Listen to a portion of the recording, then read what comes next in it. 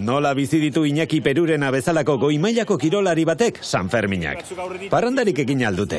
Ea, Iñaki, ez zaiguk. Goatzen ez urte baten Isaban, ustailen 13an, horreko behien tributoan, jai hortan, haitu nintzen harri altxatzen, eta apal ondoan buentekoan hemen inguru nola geditu ginen trago batzuk hartzea, eta gure izan zen nola Sanfermin giroan parranda kutsugin. Bestela berriz, umek txikik inuzenen, umek hartu eta barrakata. Barrakatan ordu pila bat pasatu eta neharrez gehiago nahi du. Hori urteroko pesta izaten zen. Eta gero, Andrekin holaxe etorrik aparitxon batin, holako zerbait, bai, ez? Eta bestela berrez harrik agotzea. Behin goatzen naiz, enzierro bat lehitzen pestetan gaztean itzela, atea behar nula ba. Eta lehena biziko koetekin hasi nintzen korrika. Eta 3 arraiotzeko barreran iotzen nahi nintzen.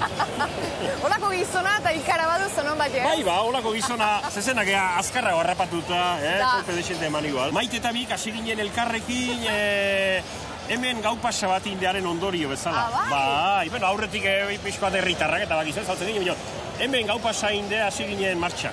Guain zan dozo klabea, entrevistan klabea orduan. Ez, bero, hori hola da, hemen gau pasa bat ingin eta gero hemendik saio bat inberrun harri jarotzen Soraluzen, bai, San Andres auzoan, angoi baten, eta, hemen gau pasain eta segi den harri batzean, da komerik izan itun, harri ezin altxaz gainera.